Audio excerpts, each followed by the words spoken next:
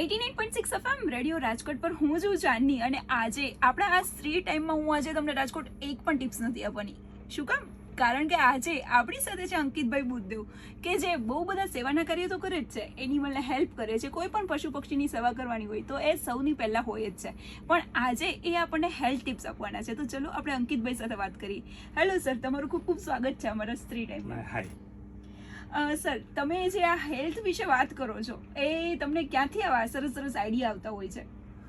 પહેલા તો હેલ્થ આપણી ફોરમોસ્ટ પ્રાયોરિટી છે. આજે તમે તમારી હેલ્થનું ધ્યાન રાખો તો એક સારી લાઈફ તમે જીવી શકો. આજે કેને કે healthy life is a wealthy life. Yes. એટલે you are running after money, you are running after achieving your goals. Do you think about the priority of your health?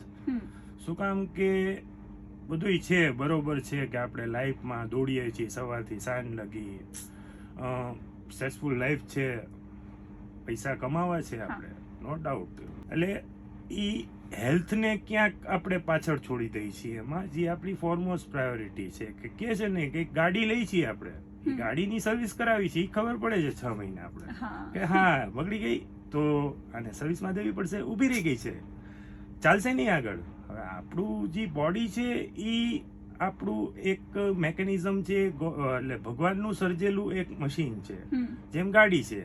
તો આપણે એ બોડીને વર્ષમાં એકવાર એની સર્વિસિંગ કરવી જોઈએ, કે આપણે એને હેલ્ધી રાખવું જોઈએ, સવારના દોડવા જવું જોઈએ, કે સારી એક હેલ્ધી લાઈફ હોય, હેલ્ધી બોડી હોય તો તમે કોન્ફિડન્સ છો, તમે ગમે ત્યાં ઊભા રહ્યો છો તો તમને એક કોન્ફિડન્સ ફીલ થાય છે. તમારું બોડી હેલ્ધી હોય, તમારું એક કે ને પર્સનાલિટી હોય, એક સારી પર્સનાલિટી હોય તો તમે એક કે ને કોઈ બી પ્લેટફોર્મ પર ઊભા છો, કે કોઈ બી તમારા બિઝનેસમાં છો, કે કોઈ તમારી નોકરીમાં છો, સેલેરાઇડ છો, કે તમે કાંઈ એક્ટિવિટી કરો છો, એમાં તમે કોન્ફિડન્ટ ફીલ કરો.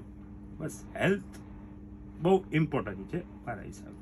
અંકિતભાઈ, આપણે જ્યારે પણ કોઈ પણ ફિલ્ડ હોય કે એમાં આપણે એક ગોલ ફિક્સ કરતા હોય કે મારે આ ગોલ સુધી પહોંચવું છે, પછી એ તમે જેમ કીધું એવી રીતના કે પૈસા કમાવાની બાબત હોય, કે કોઈ સ્ટડીની બાબત હોય, કે કોઈ ડિગ્રી આપણે અચીવ કરવી છે, કોઈ પણ વસ્તુ આપણે જે અચીવ કરવી છે એ ગોલ આપણે ફિક્સ કરીને રાખેલું હોય છે. તો હેલ્થમાં પણ એવી રીતના આપણે ફિક્સ કરવું જોઈએ કે નહીં?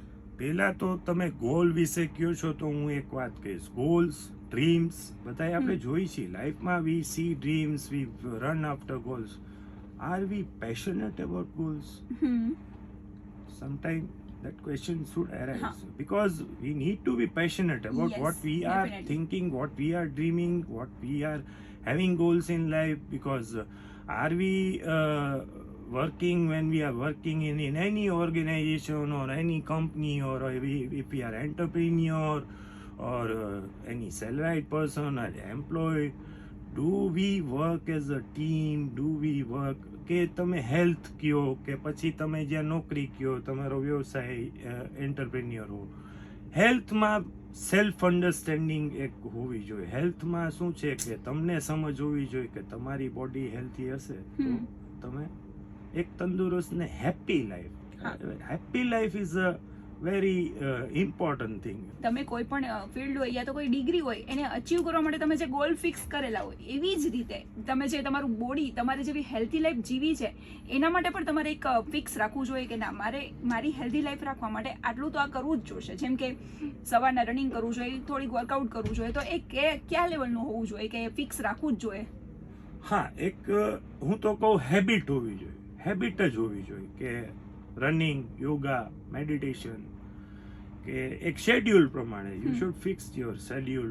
You should have proper diet, સાત્વિક ખોરાક હોવો જોઈએ. નો ડાઉટ, હું એમ નથી કહેતો પિઝા બર્ગર ના ખાઓ, તમે ખાઓ, કોક વાર ખાઓ. એમાં જીભને જો ગમે છે એ પેટને નથી ગમતું, ને પેટને ગમે છે એ જીભને નથી ગમતું. એટલે એવું નથી કે હું કોઈ એમ નથી કહેતો કે કોલ્ડ ડ્રિંક ના પીવાય, કોક દિવસ પીવો, પણ સાત્વિક ખોરાક વધારે સારો. એમ કે તમે જીતી આડવરું ખાઈ લઈ છીએ, પછી શું છે કે આપણી ડાયટ ઇમ્બેલેન્સ થઈ જાય છે, અને આપણું બોડી પછી કે ને કે બોડી વધી જાય છે, અમુક બીમારીઓ આવે છે. તો બેલેન્સ રહેવું જોઈએ લાઈફમાં, હેલ્થ બાબતે.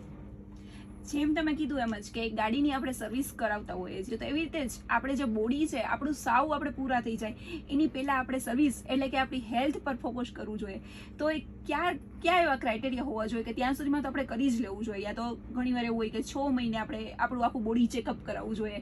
તો એ કયો ટાઈમ ડ્યુરેશન હોવો જોઈએ, કેવી રીતના આપણે આપણું સ્કેડ્યુલ બનાવવું જોઈએ? હું તો હેલ્થ બાબતે એમ કહીશ કે ચેતતો નર હંમેશા સુખી. હા. ચેતતું એટલે કે ને કે હવે પછી તમે પૂર આવે ને પાર બાંધો ને એવું ના હોવું જોઈએ. તમારે રેગ્યુલરલી તમારી હેલ્થનું ચેકઅપ 6 મહિને 12 મહિને એકવાર કરાવવું જોઈએ, એક બોડી ચેકઅપ. હવે તો ઇન્સ્યોરન્સ સાવ ફ્રી છે, તમે જાઓ ગમે ત્યાં કરાવી લ્યો તમે checkup. It's totally free. Hospitality is totally free. And why we are thinking about that? Go to a good doctor. I am not saying if you are not having good health you go in naturopathy, or I am not telling specific. Take care by yourself. સારું એટલે કાંઈ બીમારી હોય તો સારી કોઈ દવા લ્યો, આયુર્વેદિક લ્યો, નેચરોપેથી લ્યો કે એલોપેથી લ્યો કે હોમિયોપેથી લ્યો, પણ એક જે શેડ્યુલ પ્રમાણે તમારી હેલ્થનું વ્યવસ્થિત બેલેન્સ રાખો. જેમ તમે કીધું એમ જ કે પૂર આવ્યા પછી પાર બાંધે, તો એવી રીતે જ આપણે તો અહીં ગુજરાતી લોકો એવી રીતે જ કરતા હોય છે કે શુગર જ્યારે ડિટેક્ટ થાય ક્યાં તો આપણા બોડીમાં બીજો કોઈ એવો મોટો રોગ ડિટેક્ટ થાય તે પછી આપણે એલર્ટ થઈ જઈએ છીએ કે ના હવે મારી હેલ્થ કે મારું જે વર્કઆઉટનું પ્લાન છે આખું આપણે પ્લાનિંગ કરતા હોઈએ છીએ. પણ એ પહેલાં કેમ નહીં, એના માટે તમે શું કહેશો? એ પહેલા હું તમને કહીશ ને, એક awareness. You need to have awareness about the health. So we are here to make people aware, make people, Rajkot people aware that health is foremost priority. So we are here and we will be with you. અમારી રાજકોટની પબ્લિકને તમે શું message આપવા માંગશો healthy રહેવા માટે? Be healthy, be happy and live your life like a happy.